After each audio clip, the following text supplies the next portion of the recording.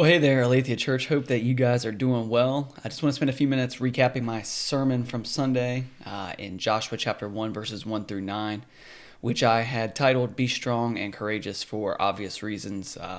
God mentions to Joshua three separate times throughout those 9 verses to be strong and courageous in his leadership of Israel. And so, as we start the book of Joshua, one of the first things we see is that there's just this major transition going on in the life of Israel.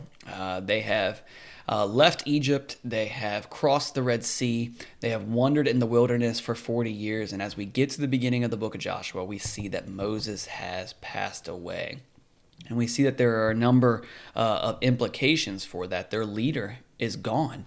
This man who really, in many ways, was looked at and revered as the one who led them out of slavery is not going to be with them as they enter into this land that God has promised them. Not to mention, they tend to not do well with a lack of leadership. And so we see that God is going to show up in his faithfulness to Israel and provide Joshua as this leader, both spiritually and physically, both from a military conquest perspective and just from an encouragement and governmental perspective in the nation of Israel. And so we see God say to Joshua in verse 2, Moses, my servant, is dead.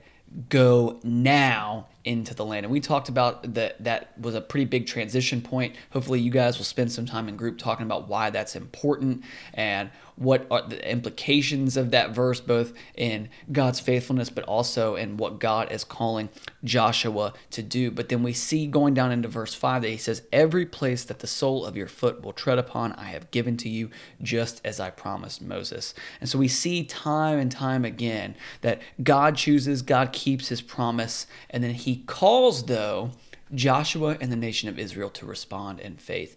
And I hope you guys will spend some time talking about how that same pattern is followed by us, both how God chooses us, God keeps his promise, but he also asks us to respond in obedience and faith towards him. And so we see this promise being given to Joshua that he'll be with him until the end. And then lastly, we get to verses 6 through 9, and we see in those 4 verses, God says to Joshua 3 separate times, be strong and courageous. And we said that there was 4 patterns or promises and commands that God gives to Joshua there that we can really mirror ourselves, that he calls attention for Joshua to the fact that he will give them an inheritance. He says that he will cause them to inherit the land. He gives them a command to act according to the law of Moses and meditate on it. He promises them that if they obey, that it will bring blessing and success to their conquest. And then lastly, he calls them to not be paralyzed by fright. That is both a command and a promise that he will be with them. And so we see similar patterns even in the Great Commission in Matthew chapter 28 that God has called us to.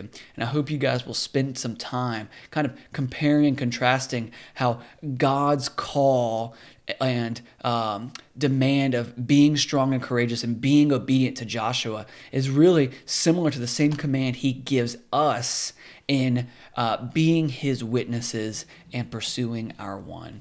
So I hope you guys will have a great time in gospel community.